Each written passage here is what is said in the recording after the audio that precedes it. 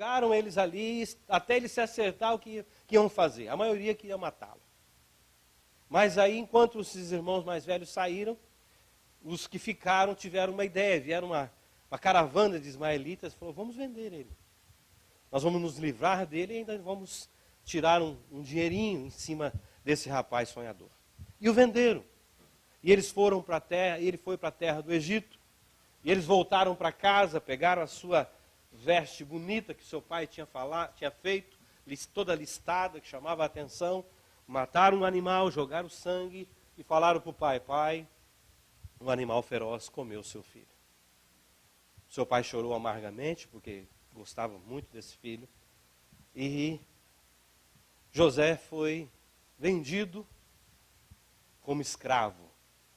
Perdeu a sua liberdade, perdeu a sua família, e agora estava numa terra estranha, de uma fala estranha, vivendo como escravo. Se não passasse tudo isso, José agora é vendido para um oficial do faraó. E a Bíblia vai dizer que Deus estava com José em qualquer lugar, abençoando José. E José estava trabalhando e fazendo com afinco o seu trabalho, e o seu senhor olhou para ele e viu que ele era um homem honesto, que ele fazia as coisas certas, e o colocou como mordomo da sua casa. De tudo que ele tinha, José tomava conta. Mas a Bíblia vai dizer que ele era um rapaz formoso, saradão, chamava a atenção das meninas, e chamou a atenção da mulher de Potifar. E ela começou a dar em cima dele, começou a flertar com ele, começou a fazer convites indecentes para ele. E ele falou para ela assim, olha, vamos conversar. Segundo a tradução, Claudinei Alves da Silva. Meu Senhor me colocou como mordomo de tudo que está aqui. Ele nem sabe o que entra e o que sai daqui.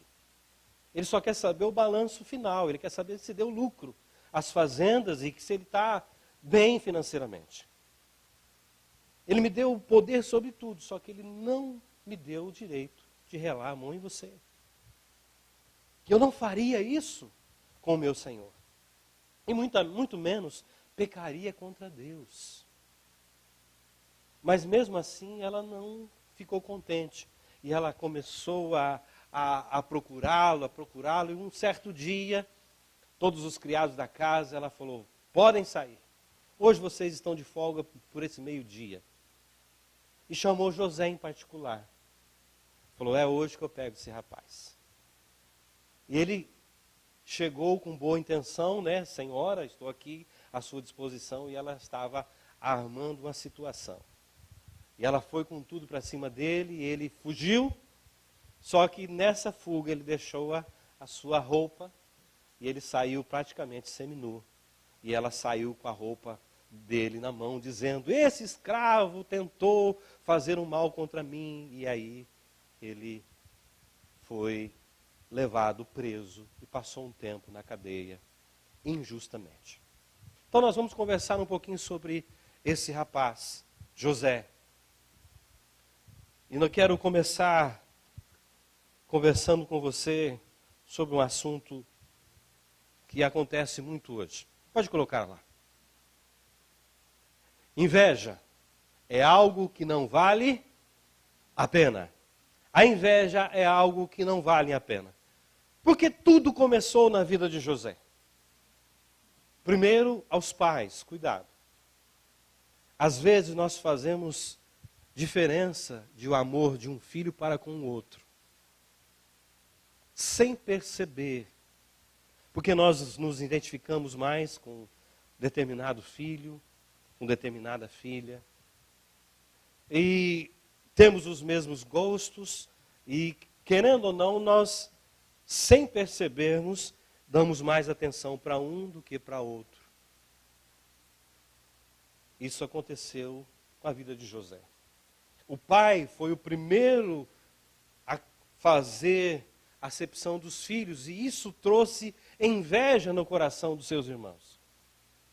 Seus irmãos tentaram matá-lo porque ele tinha o quê? O carinho do pai. A veste mais bonita era do pai, que o pai fazia para ele. o pai o tratava de uma forma diferenciada e gerou no coração dos seus irmãos a inveja. E muitas vezes a inveja, ela tenta bater na nossa porta.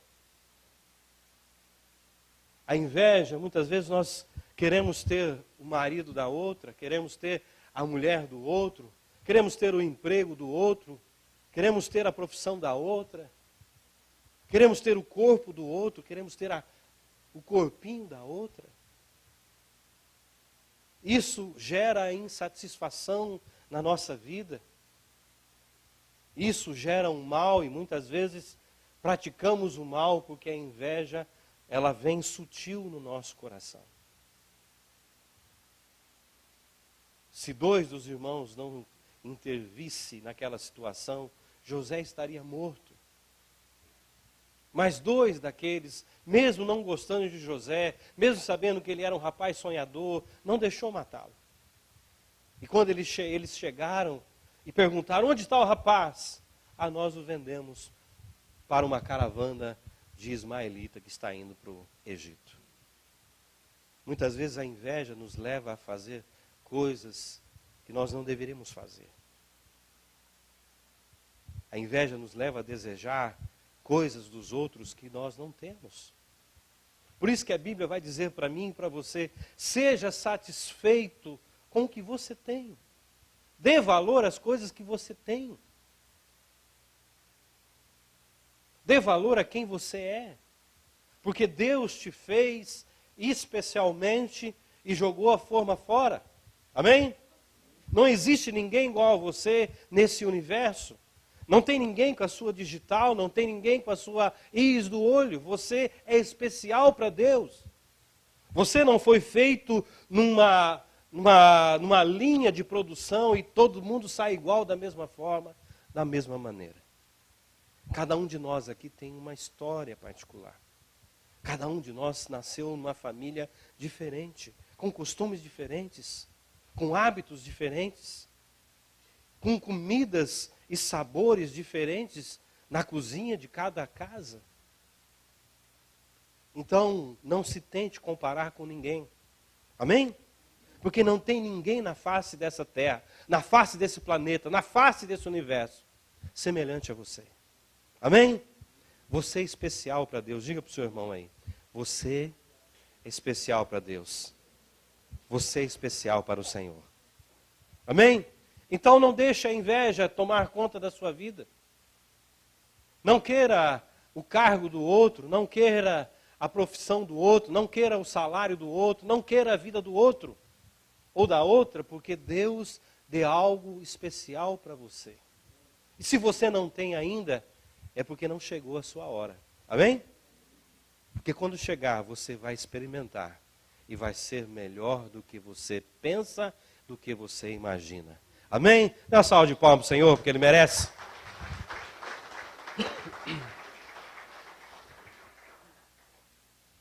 Segundo,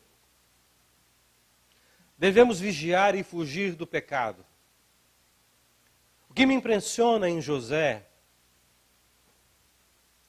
a Bíblia não fala mais ou menos a idade dele, mas eu acredito que tinha menos de 20 anos aqui. Essa é a melhor fase da nossa vida, se você não sabe. Se você está perto dessa idade, valorize essa idade. Porque essa idade, o nosso corpo, ele demora para engordar. Você come bastante. Você tem disposição. Sabia? Você dorme pouco e acorda bem no outro dia. Certo? Você faz coisas que, quando você chegar na minha idade, você não vai fazer mais. Você acredita que eu já fui lindo? Minha mãe sempre falou para mim, ai que lindo é meu filho. Mas com o passar do tempo, a beleza ela desaparece. Sabia? A lei da gravidade começa a cair as coisas. Então, aproveite essa idade. Aqui o rapaz ali é mais ou menos sarado, que eu achei. E essa mulher começou a assediá-lo. Eu acredito que ela não era feia. Porque o seu marido tinha uma boa posição, tinha uma condição financeira, ela tinha acesso à cabeleireira, tinha acesso à maquiagem, tratamento facial, massagem. Só que José tinha um compromisso, não só com o Senhor dele, mas tinha um compromisso com Deus. Para que vocês tenham ideia, naquele tempo eles acreditavam em deuses. Um deus que era do fogo, do mar, do amor. Só que José tinha consciência que Deus estava em todos os lugares. Que Deus era onipresente, onisciente e onipotente. Deus não estava somente no seu clã, naquele ambiente onde ele foi criado. Ele sabia que Deus também estava com ele no Egito, que Deus não havia abandonado. E o seu compromisso era de tal forma, tão forte, tão leal a Deus, que ele não deixou se corromper. A todo momento ele vigiava e fugia do pecado. A Bíblia vai dizer que eu e você temos que fugir de toda a aparência do mal. Não vale a pena. Se José se envolvesse com essa mulher, ele seria simplesmente o amante da mulher do seu patrão. O miserável amante da mulher do seu patrão. Deus tinha para ele algo bem melhor, bem maior. Ele, se vendesse aqui, ele não experimentaria o que Deus tinha para ele lá na frente. Muitas vezes eu e você, falamos disso quarta-feira, profanamos o nome de Deus, não damos valor ao nome de Deus e nos vendemos. Nós colocamos ontem, na quarta-feira, um prato de lentilha, o que mais tinha naquela região. Nós fizemos a conta aqui, comparamos a um pratinho de moyashi. Você se vender por um pratinho de moyashi, 19 ienes. Foi exatamente isso que Esaú vendeu o seu direito de ser o filho mais velho. O herdeiro da casa do seu pai. Ele se vendeu por 19 ienes. Se fôssemos fazer a conta hoje. Então, muitas vezes, nós não vigiamos. Muitas vezes, nós não fugimos do mal. Nós queremos enfrentar o mal. E aí, nós caímos em ciladas. E aí, nós matamos a nossa fé. E aí, nós entramos no mais profundo do abismo. E aí, nós jogamos o nome de Deus na lama, jogamos o nome de Deus fora, no lixo. Mas José, ele tinha consciência das promessas de Deus. Ele tinha sonhos e Deus prometeu que o colocaria numa posição de liderança. Mas ainda ele não estava vendo isso, ainda ele não estava experimentando isso. Mas mesmo longe de casa, abandonado pelos irmãos, longe dos seus pais, longe dos seus parentes, ele não deixou de crer. Ele não deixou de acreditar nas promessas de Deus. E ele estava sempre olhando para Deus, aguardando o momento que se realizaria. Mesmo que ele ainda estava vivendo como escravo, e aqui ele estava um pouquinho melhor. Quando a situação dele melhorou um pouquinho, ele saiu de ser escravo raso e começou a ser escravo que liderava outros escravos. Quando parecia que estava um pouquinho melhor, vem a mulher do seu patrão e começa a investir na vida dele, dizendo: vem deitar comigo. O patrão vai demorar hoje. Você acha que José não foi tentado? Claro que foi. Naquele momento, não era bom? Sim, era bom. Mas ele sabia que ele não poderia trocar um pequeno prazer passageiro por algo muito melhor e muito maior que Deus tinha para ele. Então você jovem, que às vezes fica olhando para o mundo lá fora, assediando o mundo lá fora, dizendo, fulano é assim, ciclano é assim, tal pessoa vai em tal lugar, tal pessoa faz isso, faz aquilo. Eu posso dizer para você com certeza, se eu fosse jovem com você, igual você é hoje, eu não faria as coisas que eu fiz na minha juventude. Eu não cometeria os erros que eu cometi na minha juventude. Porque as marcas, elas ficam. Então não se venda. Vigie. Fuja do mal. Passe longe. Não empreste o seu ouvido para ouvir coisas que não são bacanas. Não fale dos outros quando não tem a pessoa que está sendo mencionada, não está presente. Não entre em lugares na internet onde a sua mente vai ser infectada e aquela imagem vai ficar podre no seu subconsciente e vai estragar a sua vida de santidade. Não faça atos que depois o diabo vai te condenar e dizer, você não merece. Você não merece estar aqui. Você não merece falar o que você está falando. José sabia que ele tinha a promessa de Deus. Foi dada ao seu bisavô Abraão. E ele era o sucessor dessas promessas. Então ele não ia se vender por um momento de prazer. A roupa dele na mão, não importa que ele perdeu o emprego, não importa que ele perdeu o seu cargo, mas ele não perdeu a sua dignidade. Amém? Ele não perdeu a sua dignidade. Ele não perdeu a sua fé. Ele não se contaminou com o pecado. Então, meus irmãos, quando vier a tentação, vigie para não ser enganado. Quando vier o desejo de falar de alguém, morda a língua. Porque a partir do momento que você falou de alguém, você nunca mais pode sair catando as palavras que você jogou ao ar. Amém, queridos? Vamos lá. Mesmo diante das lutas, é preciso manter a fé em Deus. José, por ser fiel a Deus, foi para a prisão. Inocente, por ser leal a seu patrão, ele foi preso. Não sei se já aconteceu com você, mas já aconteceu comigo várias vezes.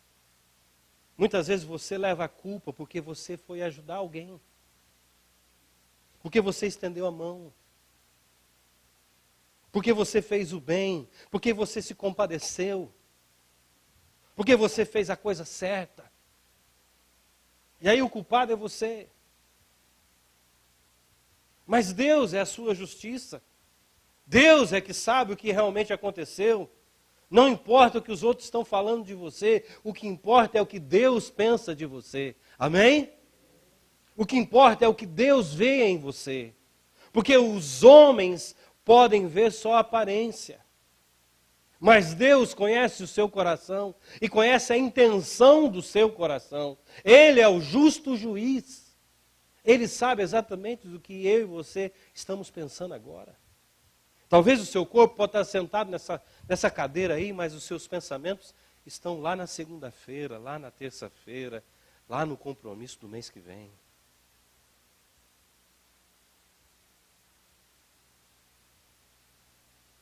José está sofrendo por ser fiel. José está sofrendo por ser leal. E esse é o contexto dessa carta que nós estamos estudando. A igreja estava sofrendo porque estava servindo a Deus, estava fazendo a vontade de Deus, estava sendo fiel a Jesus Cristo. Nero tinha colocado fogo em Roma e tinha colocado a culpa nos cristãos e nos judeus. Estavam sendo perseguidos, estavam sendo mortos, devorados pelas feras, sendo iluminando a cidade de Roma com um piche em seu corpo, tocado fogo e iluminava as ruas de Roma. Estavam passando por dificuldades, mas não deixaram a fé. Não desistiram de Jesus. Muitas vezes eu e você vamos passar por situações difíceis. Vamos passar por situações que vão nos causar dor. Vamos passar por situações que eu e você só temos Deus para clamar. Só temos Deus para dizer, Senhor, o Senhor sabe o que eu estou passando. A injúria que eu estou sofrendo. O Senhor sabe muito bem que a história não é essa. O Senhor sabe muito bem que não foi isso que eu fiz. O Senhor estava lá. O Senhor viu. Mas as pessoas estão me condenando. Estão apontando o dedo para mim. Mas a Bíblia vai dizer que mesmo na prisão, José caiu nas graças do carcereiro. E José agora se tornou o líder da prisão. Ele que comandava a prisão. Mesmo preso, ele não deixou de fazer a coisa certa. Mesmo preso, ele não jogou a culpa em Deus. Mesmo preso, ele não jogou a culpa no seu Senhor. Mesmo preso, ele não jogou a culpa nos seus irmãos. Mesmo passando por situações dolorosas, ele não se revoltou. Porque ele sabia em quem ele cria. Amém, queridos? Muito bem, vamos lá. Faça sempre o seu. Repita comigo, faça sempre o seu melhor. Agora para o seu irmão que está do seu lado. Meu irmão, faça sempre o seu melhor. Dá uma salva de palmas, Senhor.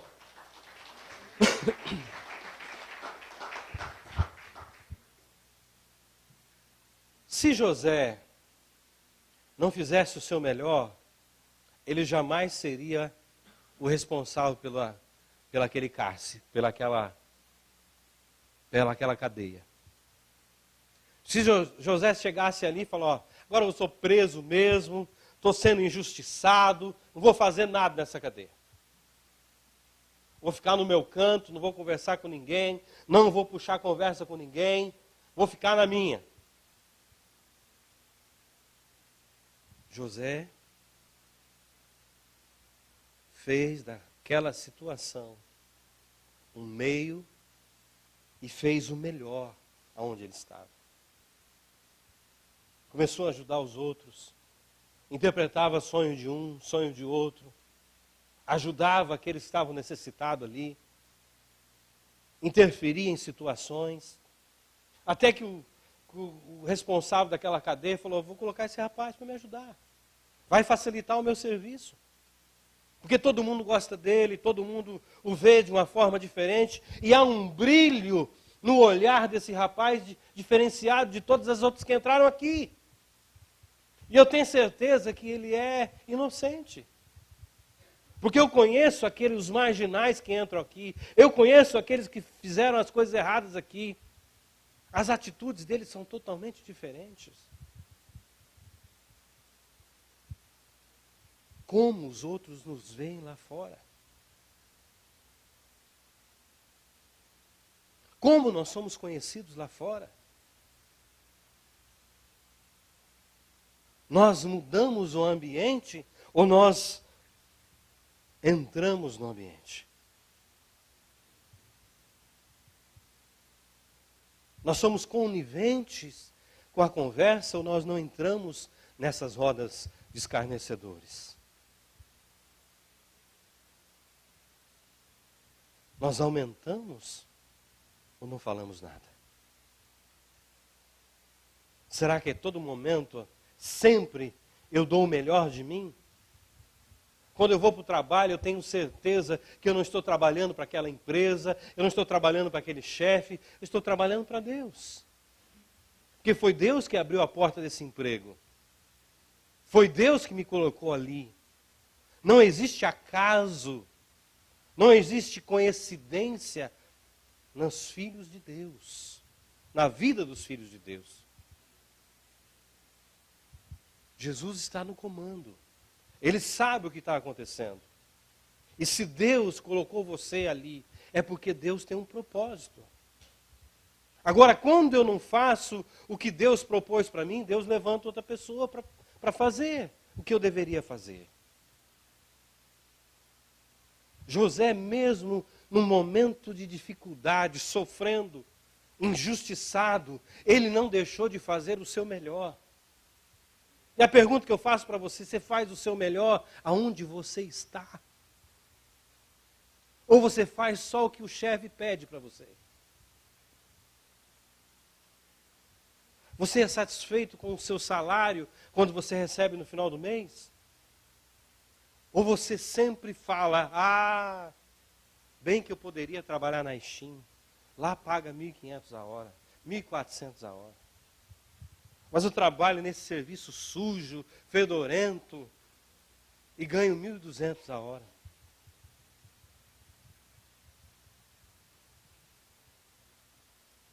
Só porque você ganha 1.200, você não vai fazer a produção que deve fazer?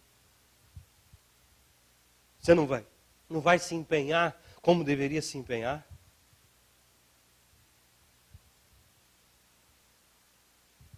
Eu e você trabalhamos para Deus. Ele é o dono do ouro e da prata. Quando Ele vê em mim e você uma disposição diferente, Ele vai abrir uma porta melhor para mim e para você. Agora, se você não é fiel no pouco, jamais Ele vai te colocar sobre o muito. Amém? Se você não é fiel no pouco, jamais Ele vai te colocar sobre o muito. Então não murmure, não reclame. Eu escrevi algumas coisas disso aí que eu estou dizendo para você no nosso boletim. Leia depois. E medite no que está escrito aqui. Muitas vezes reclamamos sem necessidade. Reclamamos com a barriga cheia, como se diz. Agora você lembra do contexto que o autor dos Hebreus está escrevendo? Ele está escrevendo quando José já estava velho, no final da sua vida. Isso me diz que José manteve a sua fé desde a sua mocidade até a sua velhice. A fé salvadora é quando eu entendo, compreendo, vivo até o último dia da minha vida. Amém?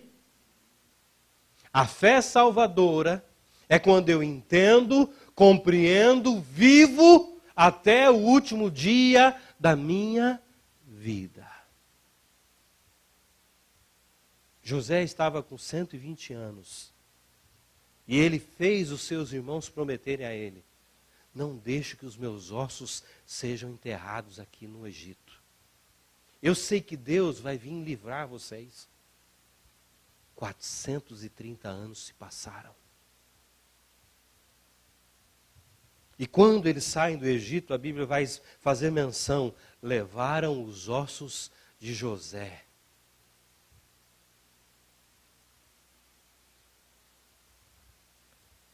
Muitas vezes nós não temos força para viver na fé quando as dificuldades vêm, quando as percas vêm, quando nós oramos por algo e demora. Aí nós esmorecemos na nossa fé. Já pensou se José metesse o pé no balde? Já pensou se José falasse: Deus, olhe o que eu ganhei de ser fiel ao Senhor. Fui vendido como escravo pelos meus próprios irmãos. Estou fazendo tudo certo, vem uma mulher e começa a me assediar.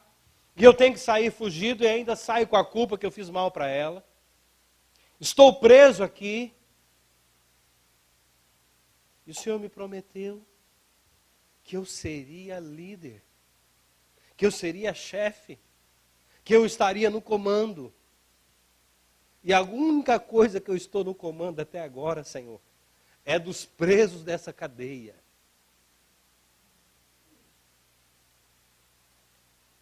Você acha que uma pessoa que não tem fé,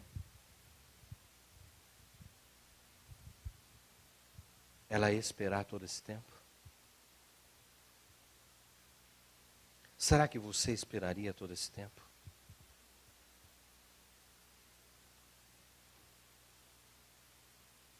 Continua.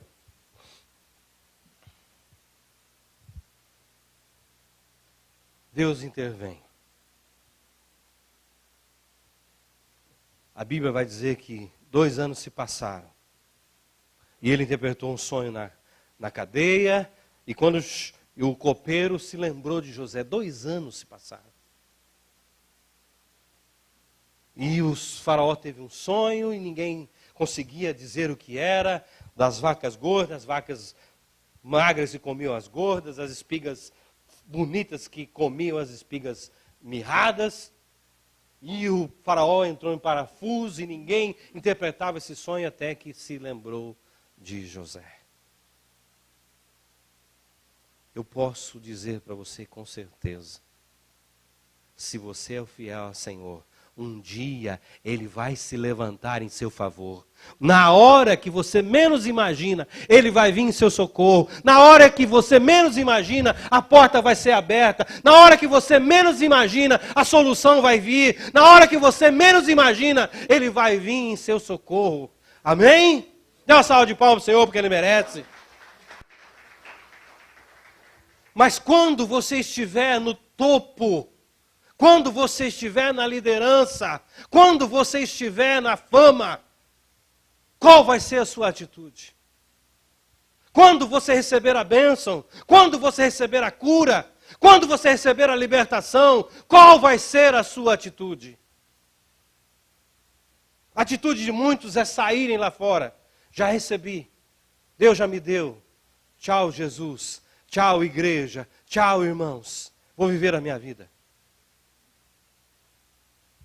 Agora vocês vão ver, quem manda aqui sou eu. E todo mundo vai ter que andar debaixo dos meus pés.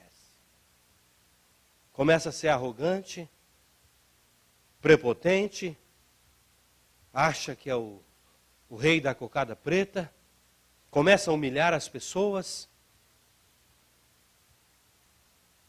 Agora a situação está inversa.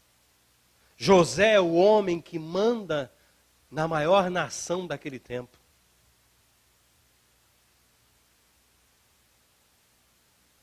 Ele só está abaixo do faraó, mas cuida de todos os negócios do faraó. Agora os seus irmãos vêm até ele. Claro que ele passou por situações. A Bíblia vai dizer que um dia, quando ele chegou e viu seus irmãos, ele começou a tentar fazer algum mal para eles. Colocar o dinheiro na boca do saco de volta. Colocar a caneca que ele bebia de volta. Mas a Bíblia vai dizer que um dia ele mandou todo mundo sair, ele se fechou no seu quarto e chorou amargamente. Era anos e anos de sofrimento. Anos e anos que passavam a história na cabeça de José. Os açoites de ser um escravo. O tempo que foi privado com seu irmão mais novo, Benjamim. O tempo que foi privado com seu pai. As lutas que passou, as dores que passou. Mas ele entendeu. E ele sabia que era preciso perdoar.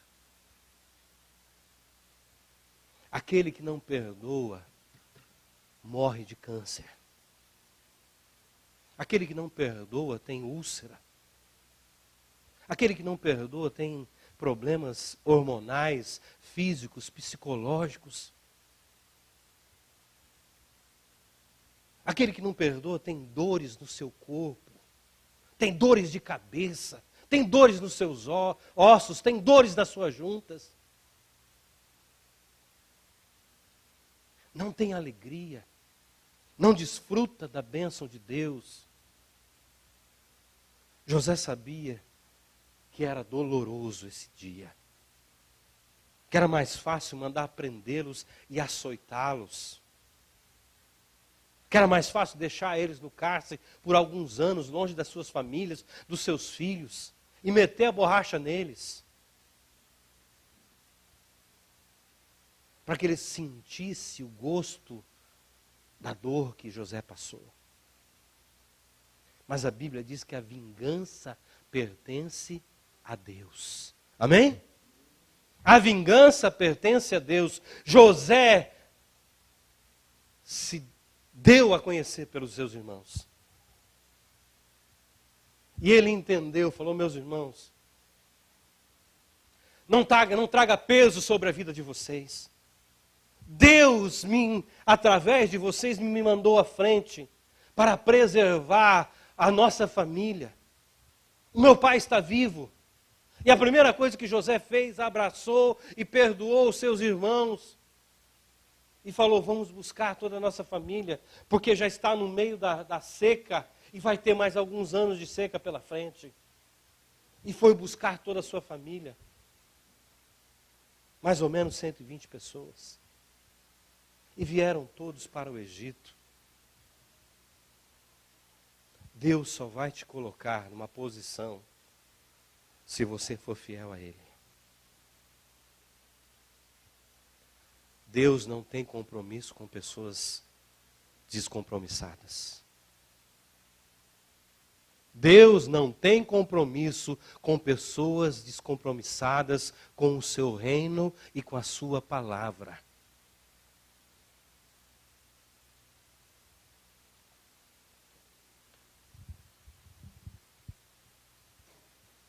O sonho se realizou na vida de José. José, com seus 120 anos, guardou a sua fé. Ele é um homem que poderia escrever um livro e seria best-seller.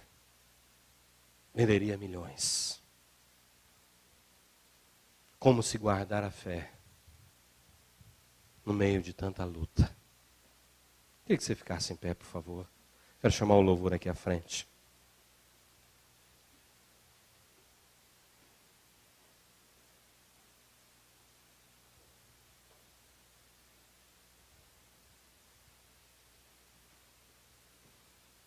Gênesis 45, 3, irmãos.